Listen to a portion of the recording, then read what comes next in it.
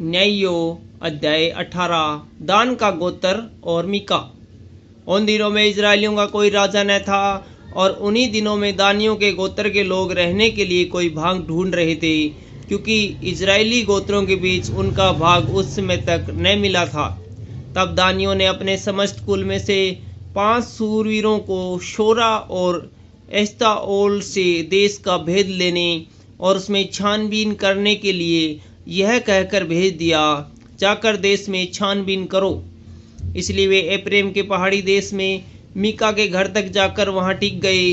जब वे मीका के घर के पास आए, तब उस जवान लेविये का बोल पहचाना, इसलिए वहां मुड़कर उससे कहा, तुझे यहाँ कौन ले आया, और तू यहाँ क्या करता है, और यहाँ तेरे पास क्या है?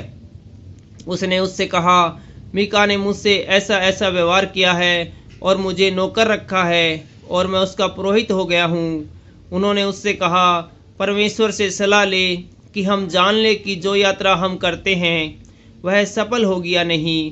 पुरोहित ने उससे कहा, कुशल से चले जाओ, जो यात्रा तुम करते हो उस पर यहोवा की कृपा दृष्टि है।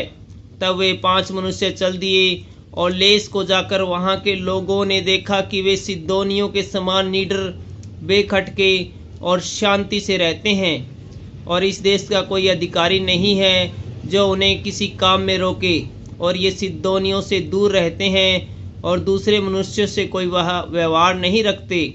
तब वे शोरा और एस्ताओल के अपने भाइयों के पास गए, और उनके भाइयों ने उनसे पूछा, तुम क्या समाचार लेकर आए हो? उन्होंने कहा, आओ हम उन लोगों पर चढ़ाई करें, क्योंकि हमने उस देश को देखा कि वह बहुत अच्छा है। तुम क्यों चुपचाप रहते हो? वहां चलकर उस देश को अपने वश में कर लेने में आलस न करो। वहां पहुंचकर तुम निडर रहते हुए लोगों को और लंबा चौड़ा देश पाओगे, और परमेश्वर ने उसे तुम्हारे हाथ में दे दिया है। वह ऐसा स्थान है जिसमें पृथ्वी भर के किसी पदार्थ की गति नहीं। तब वहां से अर्थात शोरा और एलोस्तोल से दानियों के कुल के 600 पुरुषों ने युद्ध के हथियार बांधकर प्रस्थान किया। उन्होंने जाकर यहूदा देश के किर्त्यारीम नगर में डेरे खड़े किए। इस कारण उस स्थान का नाम मनहेदान आज तक पड़ा है। वह किर्त्यारीम के पश्चिम की ओर है। वहां से वे आगे बढ़कर एप्रेम के पहाड़ी देश में मीका के घर के पास आए। तब जो 5 मनुष्य लेस के देश का भेद लेने गए थे, वे अपने भाइयों से कहने लगे, क्या तुम जानते हो कि इन घरों में एक एपोद, कई एक ग्रह देवता, एक खुदी और एक ढली हुई मूर्त है। इसलिए अब सोचो कि क्या करना चाहिए।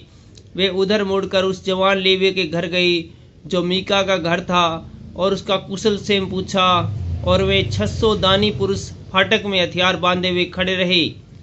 और जो 5 मनुष्य देश का भेद लेने गए थे, उन्होंने वहां घूमकर उस खुदी हुई मूर्ति और एपोद और ग्रह देवताओं और ढली हुई मूर्ति को ले लिया, और वह पुरोहित फाटक में उन हथियारों बांधे हुए 600 पुरुषों के संग खड़ा था।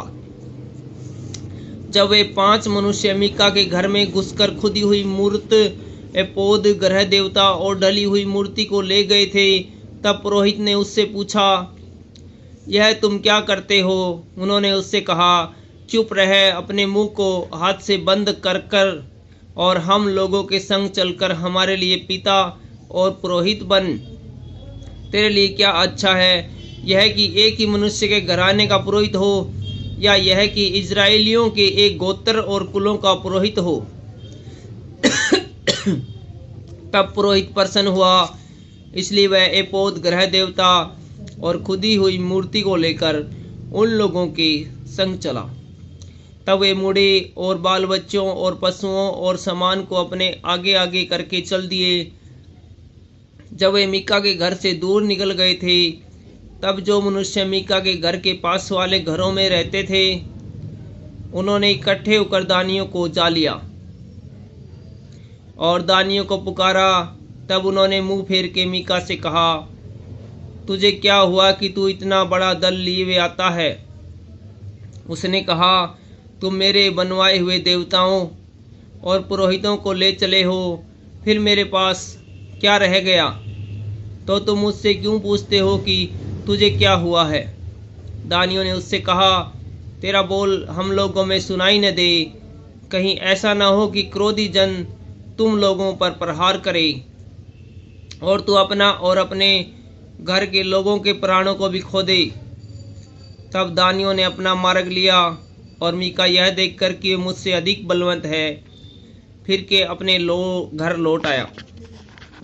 जब वे मीका के बनाए हुए पदार्थों और उसके पुरोहितों को साथ ले लेस के पास आए, जिनके लोग शांति से और बिना खटके रहते थे, और उन्होंने उनको तलवार से मार डाला और नगर को आग लगाकर फूंक दिया, और कोई बचाने वाला न था, क्योंकि वह शिदोन से दूर था और वे और मनुष्य से कोई व्यवहार न रखते थे, और वह बत्रबोब की तराई में था। तब उन्होंने नगर को दृढ़ किया और उसमें रहने लगे, और उन्होंने उस नगर का नाम इज़राइल के एक पुत्र अपने मोल पुरुष दान के नाम पर दान रखा, परंतु पहले उस नगर का नाम लेश था।